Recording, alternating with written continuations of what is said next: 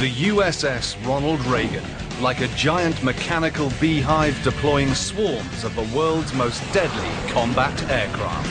A fully armed city of 6,000, this supercarrier is an intimidating presence, built to serve and protect. So cozy on up to this 88,000 metric ton security blanket to see what it takes to run the US Navy's newest show of force.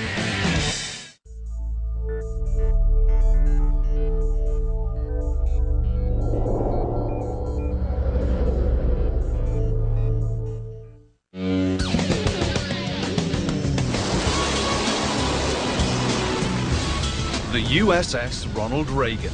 Named for a president known as the Great Communicator, this ship communicates one of his most well-known philosophies loud and clear. Peace through strength. A lot of strength.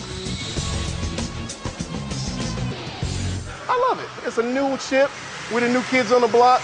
We have nothing to prove because we're the best so far, and I stand by that. This new kid on the block actually does have something to prove. The USS Ronald Reagan and its crew must prove to US Navy brass that it's worthy to go into service. This is an exclusive look at one of the biggest milestones in the Reagan's coming of age. They call it Flight Deck Certification, which is the final rubber stamp that the Reagan needs before being put into service. Among crew members, there's a high level of anticipation. I felt like a school kid going to his first day of school when I walked up to this ship and got on board for the first time. The USS Ronald Reagan is the 9th Nimitz-class aircraft carrier to be built. The Nimitz-class carriers are the largest carriers on Earth, and this one is the most remarkable among them. All of the latest improvements have been put on board this ship. Those improvements don't come cheap. You're looking at $4.5 billion US worth of boat. That's billion with a B. With a carrying capacity of up to 85 combat aircraft, the Reagan can protect the United States from some serious military harm. Towering 20 stories above the waterline, the Reagan's soaring height is dwarfed by its enormous expanse from stern to bow. At a whopping 333 meters long, it's like taking the Empire State Building on an ocean cruise. 2 onboard nuclear reactors provide enough power for the Reagan to operate at sea for 20 straight years without ever having to refuel. Not that the Navy would ever want that to happen. Boy, that would be kind of hard, wouldn't it? 20 years at sea, get pretty lonely. You might be lonely, but you'd be well taken care of. The ship is very much like a city. We have a postal system, we have a garbage division, we have all the things a small city has, and we keep it going. Speaking of cities, you could put the entire population of Aspen, Colorado on this boat with room to spare. The Reagan can actually house over 6,000 people. The Reagan even has its very own zip code. It can store enough food and supplies to sustain its population for up to 3 months. There are 30,000 light fixtures and 1,400 telephones. 2,100 kilometers worth of cable and wiring adorn the passageways. When the Reagan throws its weight around, look out. When carrying at full capacity, the Reagan has a displacement of 88,000 metric tons, which means when floating, it displaces 88 million kilograms of water, about 28.7 Olympic-sized swimming pools. Talk about parting the seas. It's a lot of ship built for one sole purpose. Our mission is to be a combat airport.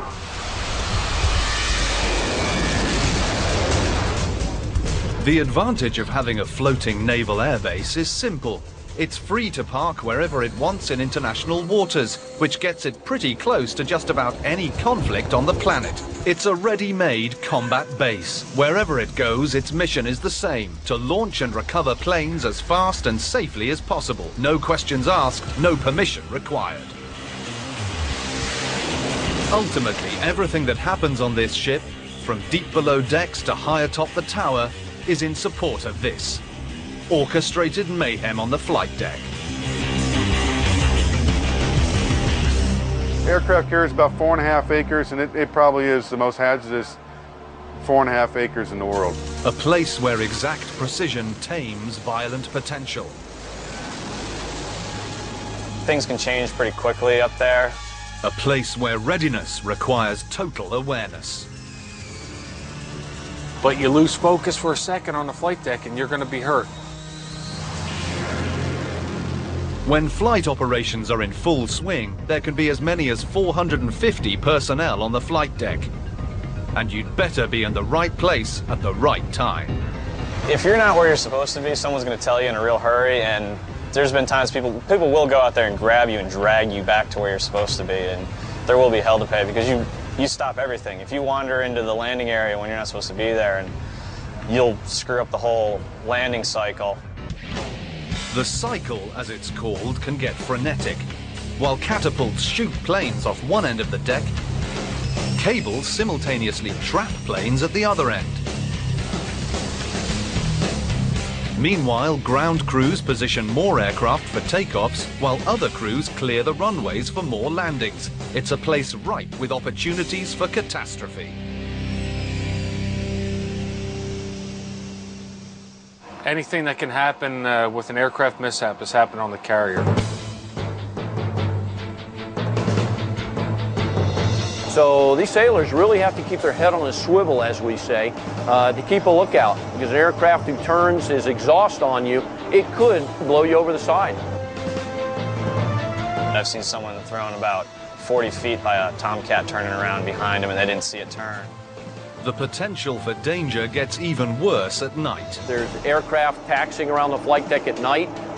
Just because it's dark, there's not a lot of visibility. You don't have a lot of situational awareness. Spinning propellers, like on the Hawkeyes or on the CODs and the C2s, you can't really see them that well, so if you're not paying attention, people have walked into them, especially at night. So it's just one of those things you just got to look out for.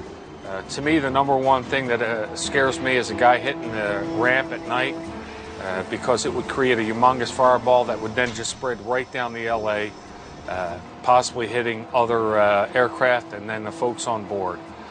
I would say, I'd like to say it gets better with the more landings you have, but it doesn't. But at nighttime, you don't find too many guys that go, oh yeah, that was fun, let's do that again.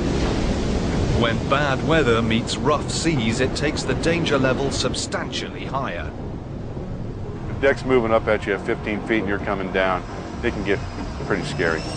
When the weather gets snotty, when you can't see the bow from the stern of the ship, you got horizontal rain coming down, and it can get extremely dangerous up there. People slipping and sliding, hats coming off, gloves coming off, stuff rolling down the landing area that can potentially FOD an airplane. Did he say FOD an airplane? Stuff rolling down the LA, the landing area, that can potentially FOD an airplane. To clarify, FOD stands for Foreign Object Debris.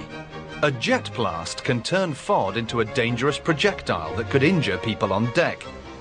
FOD can get stuck in arresting cables, landing gear, or catapults. It's a major no-no on a carrier flight deck. The Navy takes it so seriously that periodic FOD walks are conducted throughout the day when flight operations are down. During a FOD walk, hundreds of sailors, officers included, methodically scour the 2-hectare flight deck from end to end, looking for the tiniest of debris.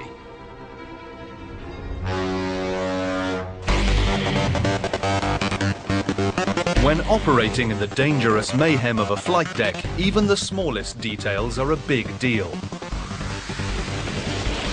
But biggest of all deals is the Reagan itself. Its flight deck is the proverbial pyramid's peak, a compilation of details that combine to make up the newest wonder of the sea.